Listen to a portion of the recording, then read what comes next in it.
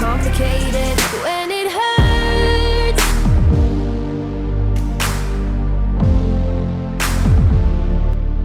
Oke, halo sobat, kembali lagi kita di seri keempat, yaitu di seri Heres. Dan hari ini poin kita di klasemen pastinya udah bagus banget. Kita udah bisa ngepimpin klasemen dengan jarak 6 poin dari Masia serta 9 poin dari Pedro Acosta, di mana dua KTM ini benar-benar menjadi musuh utama kita di musim kali ini. Musim pertama kali kita berlaga di kelas Moto3 untuk MotoGP 21. Jadi karena kemarin di Portimao banyak banget yang crash, makanya di sini untuk urutan dari pembalapnya juga benar-benar berubah, kecuali 3 orang aja, yaitu Surase sama duo KTM Ajo. Jadi semoga hari ini di Heres, semoga aja semuanya kembali berjalan normal dan gak ada lagi pembalap yang ngebug dan gak ada pembalap yang sangat brutal kayak kemarin di GP Portugal. Sementara si Rodrigo hanya berada di urutan ke-11 karena kemarin dia udah crash, dan tambah lagi dia crash di GP Doha, tepatnya di seri kedua kemarin. Ini yang gue heran di sini, kenapa sih Acosta nggak cepatan masuk ke track, atau emang dia sengaja nungguin kita untuk turun ke track karena emang kita belum ngebikin lap time sama sekali. Mungkin aja nih si Pedro Acosta memiliki strategi untuk nanti mencoba slipstream atau mungkin ngikutin race pace kita, karena emang kita kan lagi bersaing banget sama duo KTM di sini. Tapi semoga nanti di kualifikasi kedua kita nggak sampai diikuti sama Acosta, karena emang kita berharapnya sih nanti di depan kita itu trafiknya nggak ada yang rame supaya kita bisa leluasa untuk ngegeber motor NSF 250. Nah, saat ini kualifikasi kedua menunjukkan sisa waktu 3 menit 50-an detik, jadi tinggal dikit lagi yang kemungkinan kita hanya bisa untuk ngelakuin 2 kali flying lap di sini. Tapi semoga aja nanti di flying lap pertama dengan kompon soft dan soft, semoga aja kita bisa meraih pole, karena emang kita lagi on fire banget untuk bisa menang di GP Heres cuy. Sedikit lagi melewati garis finish dan kita meraih posisi ke berapa kali ini? Dan ternyata posisi kedua, start di baris depan bersama Masia serta Gabriel Rodrigo. Kita bakal blocking laju dari para AI yang lagi mau out of track cuy. Iya, mau ketabrak. Sumpah ini kita lagi gabut banget buat ngeblocking laju dari rival atau AI yang lagi mau keluar ke track cuy. Ini ya ampun, padahal ini yang gue heran kenapa si AI keluar ke track di sisa waktu 1 menit 10 detik. Padahal ini satu putaran aja di Heres. Kalau di kelas Moto3 itu ngebutuhin waktu 1 menit 50-an. Itu kayaknya mereka emang sengaja pengen touring aja atau emang mau cari waktu cuy. Soalnya kalau mencari waktu kayaknya udah nggak bisa. Soalnya kalau nanti mereka udah nyampe di depan tikungan terakhir itu pasti beneran udah berkibar. Aneh kan ya. Lah tuh, itu di sana masih ada kita yang masih berdiri di sebelah jalur pit lane cuy. Ya ampun. Nah, kali ini masih ya Pedro Acosta. Bener aja kan Pedro Acosta, ternyata dia nyimpen suatu strategi untuk bisa ngalahin kita di kualifikasi kedua. Makanya hari ini Pedro Acosta beneran aja dia menjadi pole cuy, ngalahin Masia sama Asep Surasep. Ini benar-benar parah banget sih asli gitu. Masa iya harus kalah lagi sama Acosta nanti di GP Heres? Tapi kayaknya wajar sih, karena emang nih si Acosta emang lagi pembalap yang lagi naik banget ya, apalagi dengan performa yang sangat-sangat luar biasa kemarin di GP Qatar, di mana dia start dari pit lane dan bisa menjadi pemenang di saat itu juga luar biasa. Dan kali ini untungnya cuacanya cerah banget meskipun suhunya agak tinggi, yaitu 30 derajat suhu tracknya, sedangkan suhu udara hanya 26. Semoga aja kita hari ini nggak sampai kehabisan ban kayak kemarin di GP Doha, tepatnya di seri kedua, dimana kita waktu sempat pakai kompon soft itu malah kehabisan ban di lap ketiga, hingga akhirnya pada lap kelima kita benar-benar udah bertahan dengan kondisi ban yang udah habis banget cuy. Dan gak nyangka ternyata hari ini kita udah masuk di seri keempat dan balapan untuk kelas Moto3 menyisakan 15 hari lagi, dan tentunya kemungkinan sih nanti kita bisa mengakhiri era Moto3 nanti di pertengahan hari lebaran. Semoga aja kita bisa mengunci gelar dunia bergabung sama tim di Moto2 yang notabene semoga aja kita dapat tim yang kuat, dan semoga aja kita bisa dilirik oleh tim-tim yang besar dan juga di kelas MotoGP pastinya. Dan hari ini langsung aja kita pilih kompon ban untuk Asep Surasep. Tentunya hari ini karena suhunya cukup tinggi, kita pakai kompon aja medium. Malah salah pilih ban. Mana sih medium? Nah ini dia. Oke, kemudian belakang kita pakai hard aja supaya lebih mengimbangi kompon depan yang medium, karena emang di sini sering banget kita kehabisan ban apalagi di kelas MotoGP. Tapi semoga aja hari ini kita bisa untuk berjaya ngalahin duo KTM yang kali ini start di baris depan. Dan buat yang bingung kenapa tadi kita kok nggak pakai helm ketika di starting grid di Profile Rider, itu karena emang seharusnya kayak gitu cuy. Tapi karena emang di sini kelas Moto3 belum update untuk Profile Ridernya, makanya mereka semuanya masih pakai helm sama kayak di MotoGP 20 lalu. Dimana ketika awal musim, maksudnya ketika awal rilis itu mereka semuanya untuk Profile Ridernya masih menggunakan helm ketika nampilin Big Rider di starting grid cuy. Makanya ya wajar aja. Tapi karena itu memang belum diupdate, makanya nanti semua aja di Moto3 kedepannya semakin cepat diperbaiki supaya makin cepat mirip sama dunia realnya. Oke, ini dia sesi race Moto3 Jerez Grand Prix kali ini.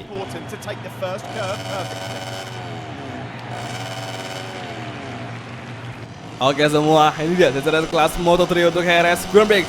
And on the way, ini dia race keempat untuk Moto3 Grand Prix. Bisakah Asus Razep memenangi GP Jerez kali ini? Di first corner 2 KTM kembali bertahan kali ini. Gabriel Rodrigo serta Xavier Artigas berusaha kembali melawan Asus Razep. Di tikungan kedua kembali Xavier Artigas ngeblokir. Setelah kali ini nampaknya masih ada, nampaknya Darren Binder merasa kembali seperti kemarin di Portimao. Semoga aja tidak kalah, kita harus bisa kembali mengamankan posisi kelima agar nantinya di lap kedua kita bisa untuk ngepush mendekati 2 KTM. Kita overtaking Darren Binder sendiri kembali berusaha lagi di high speed corner. Tikungan kelima berusaha lagi dan kita malah motong jalur dan track limit, sayang sekali, tapi nggak apa-apa. Kita overtaking Darren Binder, mencoba kita overtaking dan sekali bagus sekali. Akhirnya di track lurus kita berhasil mengalahkan Darren Binder. Lesanya fokus mengejar Xavier Artigas dan juga Gabriel Rodrigo. Tikungan ke-6 perlahan mendekati Xavier Artigas. Nampaknya Leo Racing kali ini tumben banget udah bisa berada di baris setelah 2 KTM. Kali ini benar-benar kuat banget itu 2 KTM. Aku sama Mazia, bahkan sesama AI sekalipun nggak bisa ngedeketin mereka berdua cuy. Itu aja sih Rodrigo benar-benar kewalahan banget untuk bisa ngimbangin laju dari 2 KTM. Sementara kita di posisi kelima masih berusaha untuk mendekati Xavier Artigas, dan akhirnya nanti di tikungan terakhir kita bisa untuk memiliki momentum untuk ngeblocking ketika udah di tikungan terakhir. Jadi dia bisa mengejar, nampaknya dia merapat. Ada peluang bagi Surasa untuk bisa ngalahin Xavier Artigas nanti di final sector. Oke, mendekati Xavier Artigas. Overtaking dan si kanan, aku bisa mengejar di track lurus. Dan kali ini menuju tikungan terakhir kita blok langsung. Kita blok pas langsung Xavier Artigas. Dan akhirnya bagus sekali itu terakhir. Kita dapatkan posisi keempat dari Xavier Artigas. Akhirnya Asus Surasa berhasil mengalahkan, melampaui Leo Pares di sini. Kembali berduel di track lurus side by side. Lap kedua menuju first corner. Apakah Leo Racing bakal kembali melawan? Sepertinya bakal melawan, tapi kita udah memiliki momentum yang bagus untuk bisa semakin cepat di akselerasi cuy. Kali ini Xavier Artigas kembali merasa lagi mengovertaking Asus Razep. Nampaknya Asep mulai kewalahan dengan serangan dari Xavier Artigas. Sementara 2 KTM sama si Rodrigo udah mulai menjauh. Kita udah kehilangan waktu di sini. Kita overtaking Xavier Artigas ya, karena sekali kita blokir langsung, kita blok pas serangan balik dari Leopard Racing di tikungan kelima. Dan akhirnya bagus sekali kita berhasil mengovertaking dengan sangat luas untuk meninggalkan Xavier Artigas untuk posisi keempat.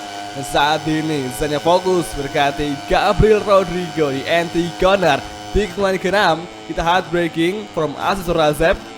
Kali ini nampaknya 2 KTM lagi bersaing banget untuk baris depan, sementara Mazia sama Costa itu lagi duel cuy. Mereka duel, bahkan tim mereka masih duel loh cuy. Harusnya mereka ngelakuin kerja sama agar mereka bisa finish berbarengan.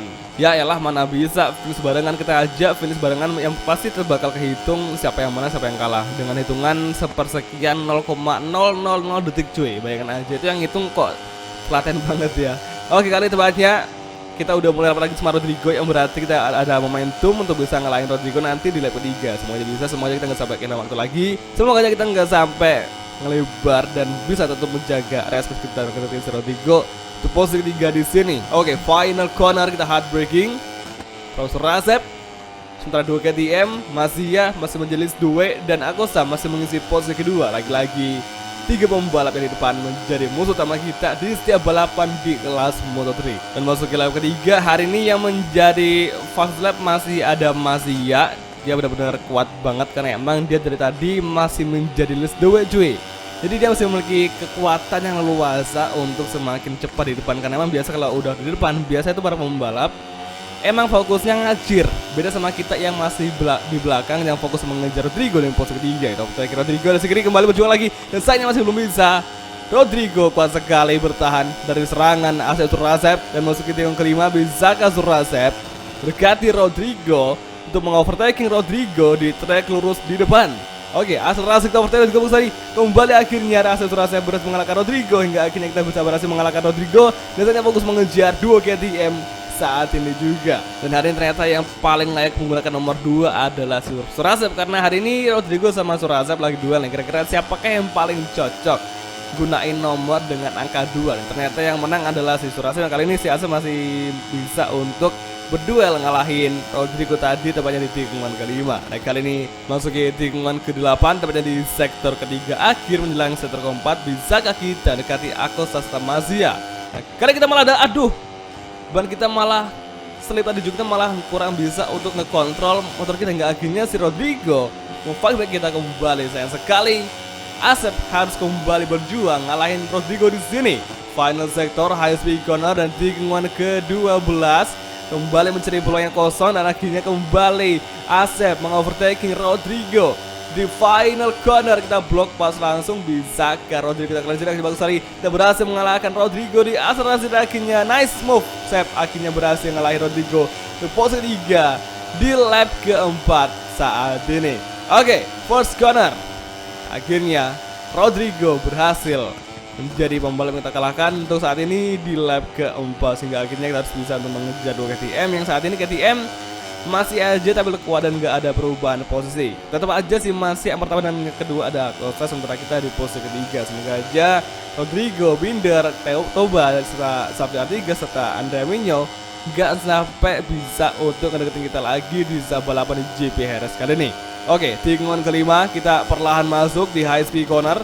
Saat ini kita memiliki gap 1 detik lebih sama si 2 KTM, yang berarti kita masih perlu nge-push lagi untuk ngedeketin mereka berdua nanti di entry corner. Karena emang kita biasa lebih memiliki momentum di entry corner sama di top speedway. Jadi itu menjadi suatu hal yang sangat menguntungkan bagi si Asep Surasep di sini.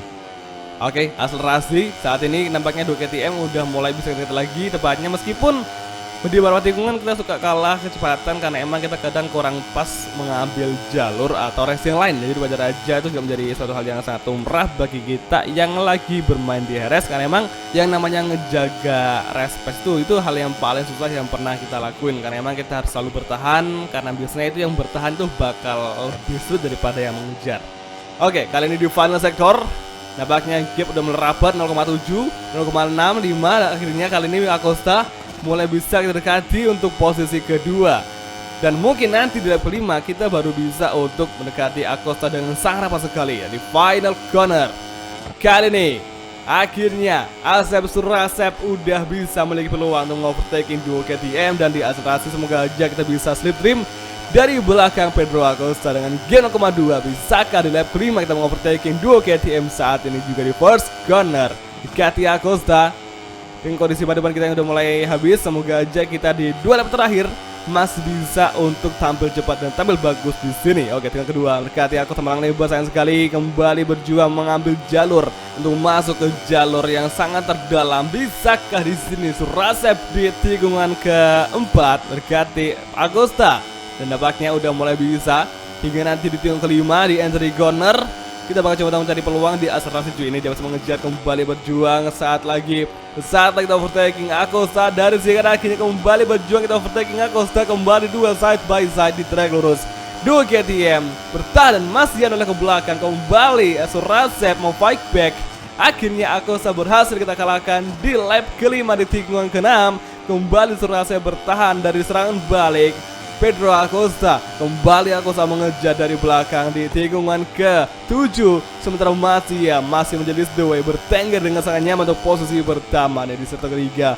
Menjelang sektor keempat kembali Acosta merangsak menghantam kita. Mahkota kita lagi, kita akan melebar, sayang sekali kembali Acosta melawan sekali. Kita blok langsung, kita bertahan di sini. Dan kita masih kalah. Oke, ada peluang. Kita kembali Acosta di tikungan ke-10. Kembali Acosta lagi melawan kita. Sengit sekali di final sektor. Acosta mau fight back lagi. Astaga, Acosta nggak mau ngalah. Akhirnya Acosta ngelebar tadi. Saya cukup kontak tadi hingga akhirnya kita berhasil mengamankan posisi kedua saat ini mengejar Mazia untuk posisi pertama. Tikungan terakhir lap kelima menuju lap ke-6. Sedikit lagi kita bisa mengamankan posisi pertama dari Mas yang malah kita ngelewatin Grab hingga akhirnya kita malah kelewat hingga akhirnya Acosta merangsak bener aja. Lap ke-6, final lap Moto3. Perez Grand Prix kembali berduel side by side di first corner. Kembali Acosta melawan kita di sini, tapi Asep nggak mau ngalah, kembali berjuang di tikungan kedua. Bisakah Surasep di sini untuk mengamankan kembali posisi kedua? Hingga di tikungan ketiga, tikungan keempat high speed corner kita kembali, kita fallback kembali melawan Acosta. Dari sisi kiri kita blok pas langsung menuju tikungan kelima. Akhirnya Surasep berhasil kembali mengamankan, tapi sayangnya Acosta masuk lagi. Kencang sekali Acosta. Kita fallback kembali, Sarsi kembali berduel di track lurus. Bisakah Surasep bertahan dari serangan balik? Acosta di belakang, kembali Acosta slip trim dan kita masih terus kejar. Hati-hati, kita hard braking di tikungan ke-6. Perlahan masuk kali ini kembali Acosta mau kontak kita malah ngebar. Sayang sekali Acosta mau fight back. Surasep untuk posisi kedua. Lagi-lagi berduel side by side di tikungan ke-7. Nampaknya Acosta melawan balik. Surasep kembali mengejar, berdua lagi bertahan posisi kedua. Dan akhirnya Surasep berhasil kembali nih. Darin Binder masuk merangsak mau overtake Surasep. Astaga, dua orang bisa mengalahkan di sini. Hati-hati, fokus ke fighting. Negara ini dewa jadi final sektor. Dan dikit lagi kita masih bisa ngalahin si Acosta nanti di tikungan terakhir dan di high speed corner kembali mencari peluang, mencari ruang kosong dari Acosta. Dan di tikungan terakhir ini dia masih berusaha mendekati Acosta. Dari sekarang kita fallback kembali Acosta, tapi sayangnya si Acosta lebih cepat. Dan di final corner kita overtaking dari si kanan langsung ke kiri, kita blok pas langsung. Bisakah Surasep dan akhirnya bagus sekali kita pull pas kita gas langsung. Kita gas langsung, kita malah lebar. Astaga, kita malah injak hingga akhirnya kita makin waktu. Kita kehilangan waktu untuk bisa mengalahin si Acosta dan akhirnya Acosta berhasil menangkan duel antara Surasep dan juga Pedro Acosta, di mana kita hari ini di tikungan terakhir cukup ceroboh. Dimana kita pengennya sih tadi cepet-cepetan tarik gas supaya exit corner lebih cepat, tapi nyatanya malah kita keluar truk sedikit tadi ngejaker hingga akhirnya kita malah agak sedikit kurang rata jalannya, makanya kita keluar waktu hingga akhirnya Pedro Acosta berhasil mengovertake kita di detik akhir menjelang garis finish. Akhirnya kita harus puas, kita harus berserah aja, kita harus pasrah dari kejadian ini. Tapi nggak masalah, yang penting kita udah bisa untuk kembali ke podium. Dan senangnya juga hari ini Rodrigo, Acosta sama Masia juga ada di 5 besar cuy. Jadi nggak sampai mereka crash lagi. Dan hari ini ternyata nggak ada yang crash. Jadi hari ini race-nya benar-benar clean banget, nggak ada yang crash sama sekali. Jadi bisa kita bilang bahwa hari ini adalah race yang paling bersih banget. Soalnya kita nggak ngalamin satu insiden pun di mana ada pembalap yang crash. Dan untungnya meskipun tadi kita sempat motong jalur, kita sempat nginjak track limit, tapi kita beruntungnya juga nggak sampai crash dan juga nggak sampai kena penalti, karena emang tadi kita cuma diberi satu peringatan aja. Apalagi di Moto3 ini kalau kita sampai kena penalti kayaknya terlalu keterlaluan sih. Soalnya ini terlalu gampang buat kita ngatur posisi yang pas cuy, daripada di kelas Moto2 sama kelas MotoGP. Kalau Moto2 kayaknya benar-benar susah banget, soalnya kita harus bisa untuk ngatur pembukaan gas kita supaya kita nggak high side. Dan hari ini untuk poin klasemen kita turun ke posisi kedua dengan digeser oleh Masia, yang hari ini Masia berhasil meraih kemenangan dengan total hari ini Masia memiliki 69 poin, sementara kita memiliki 66. Dan juga Acosta di posisi 3 dengan perolehan poin 61 poin, yang berarti kita hari ini hanya berjarak 3 poin aja sama si Masia, yang berarti besok di seri selanjutnya kita bisa lah ya untuk bisa menang. Soalnya kan kita hari ini benar-benar udah tampil bagus, meskipun tadi kita sempat kalah di exit corner karena kita terlalu keluar track. Karena saking ambisinya kita untuk meraih kemenangan, hingga akhirnya kita malah kehilangan cara yang bagus untuk bisa tampil kuat di akselerasi. Jadi oke semua, kalau gitu kita langsung aja untuk mengakhiri video kali ini, dan kita bakal ketemu lagi nanti di next video. Kalau gitu terima kasih nonton dan oke, bye, ciao. While he was hoping for a win today, third place is still a good result when you're up against riders of this caliber.